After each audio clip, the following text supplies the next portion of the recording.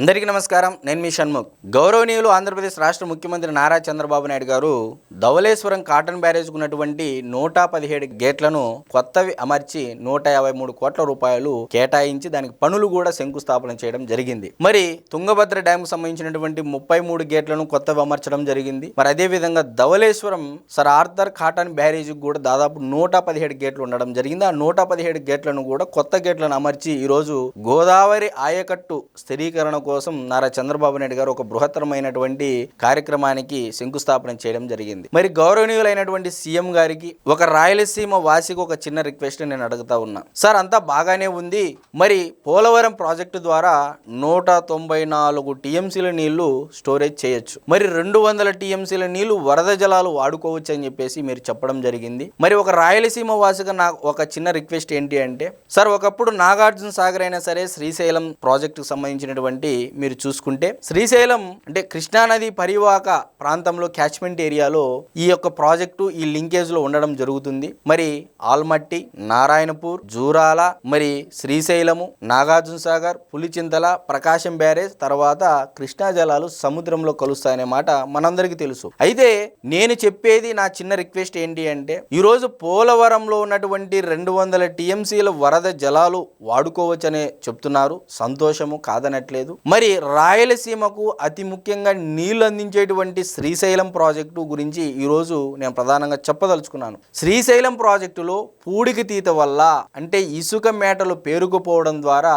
Srisailam project మొదటగా నిర్మించినప్పుడు దాదాపు 300 టీఎంసీలకి పైగా నీళ్లు నిల్వ చేసుకోవడం కోసం ఆ ప్రాజెక్టు రూపకల్పన చేశారు. మరి ఈరోజు ఎన్ని టీఎంసీలకు ఆ నీటి నిల్వ స్థాయి తగ్గింది అనేది ఇక్కడ మనం ప్రధానంగా గుర్తుంచుకోవాల్సినటువంటి అంశం. సో 300 టీఎంసీలకు పైగా ఉన్నటువంటి ప్రాజెక్ట్ ఈరోజు 185 టీఎంసీలు మనం స్టోరేజ్ చేసుకోగలుగుతున్నాం. మిగిలినటువంటి టీఎంసీల కిందన బురద, ఇసుక, నీటి మేటలు పేరుకుపోయాయి. సో దీనికి మార్గంగా ఒక ప్రణాళిక రచించి ఈరోజు శ్రీశైలం ప్రాజెక్టును కాపాడుకోవాలి ఖచ్చితంగా అని చెప్పేసి నేను సీఎం గారికి విజ్ఞప్తి చేస్తా ఉన్నా. దీనికి ఉదాహరణగా నేను చెప్పాలి అంటే, తమిళనాడు రాష్ట్రంలో మెట్టూరు డ్యామ్ జలాశయంలో ఇదే తరహాలో పూడిక తీతలు ఎక్కువ అంటే ఈ ఇసుక మేటలు ఎక్కువైపోయి పూడిక ఎక్కువయ్యేసరికి అక్కడ మెట్టూరు డ్యామ్ అంటే ఒక టీఎంసీ తీయడానికి దాదాపు 100 కోట్లు ఖర్చు అవుతుందని చెప్పేసి ఒక అంచనా వ్యాప్కోస్ సర్వేసి ఒక ఇలాంటి దానికోసం ఒక సర్వే చేస్తారు. మరి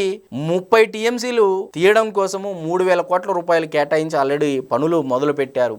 మరొక వైపు హిమాచల్ ప్రదేశ్లో బాక్రా నంగల్ డ్యామ్కు సంబంధించి బాక్రా బియాస్ మేనేజ్మెంట్ బోర్డ్ అని పెట్టేసి అక్కడ కూడా ఇలాంటి పూడిక ఎక్కువైతే వాటిని తీయడానికి కూడా ఒక సపరేట్ బోర్డు పెట్టేసి ఈరోజు అక్కడ కూడా పనులు చేపట్టారు అక్కడ ఉన్నటువంటి ప్రభుత్వాలు. మరి నేను చెప్పేది ఏంటంటే, ఒకవైపు నాగార్జున సాగర్ 400 టీఎంసీలకు పైగా స్టోరేజ్తో మనము రూపకల్పన చేసుకుంటే నేడు 200 టీఎంసీలకు పైగా మాత్రమే స్టోరేజ్ చేసుకుంటున్నాము నాగార్జున సాగర్లో. మరి మరొక వైపు శ్రీశైలం ప్రాజెక్టు 185 టీఎంసీలకే స్టోరేజ్ చేసుకోగలుగుతా ఉన్నాం. మరి రాయలసీమకు ఆధారితమైనటువంటి ఈ శ్రీశైలం ప్రాజెక్టు బ్యాక్ వాటర్ అనగా పోతిరెడ్డిపాడు హెడ్ రెగ్యులేటర్ దగ్గర నుంచి గాలేరు నగరి, తెలుగంగ, ఎస్ఆర్బీసీ, హంద్రీనీవాకు జలాలు ఇచ్చేటువంటి ఈ శ్రీశైలం ప్రాజెక్టు బ్యాక్ వాటర్స్ ద్వారా మనకు చాలా అవసరం ఉంది సార్. దయ ఉంచి ఈ శ్రీశైలం ప్రాజెక్టు, నాగార్జున సాగర్ ప్రాజెక్టులో ఉన్నటువంటి పూడిక కూడా తీయడం కోసం ఒక సపరేట్ బోర్డు క్రియేట్ చేసి రాష్ట్ర ఖనిజ సంస్థ అని చెప్పేసి ఉంటుంది.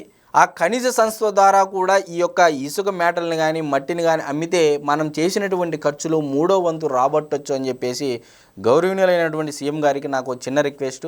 కాబట్టి ఈరోజు ఒక రాయలసీమ వాసిగా శ్రీశైలం ప్రాజెక్టు, నాగార్జున సాగర్ ప్రాజెక్టును కాపాడుకోగలిగితే దాదాపు 200 టీఎంసీల నీళ్లు మనము సేవ్ చేసుకోవచ్చు. ఆల్రెడీ శ్రీశైలం ప్రాజెక్టులో డెడ్ స్టోరేజ్లోనే మొత్తం బురద, ఇసుక మేటలు ఉండడం జరిగింది. మరి ఇటువంటి పరిస్థితుల్లో ఖచ్చితంగా మనం ఇది వీలైనంత త్వరగా ముందుకు వెళితే రాయలసీమకు రైతాంగానికి కానీ సాగునీటి, తాగునీటి అవసరాల కోసం ఈరోజు శ్రీశైలం ప్రాజెక్టు ఏ స్థాయిలో ఉపయోగపడతా ఉంది.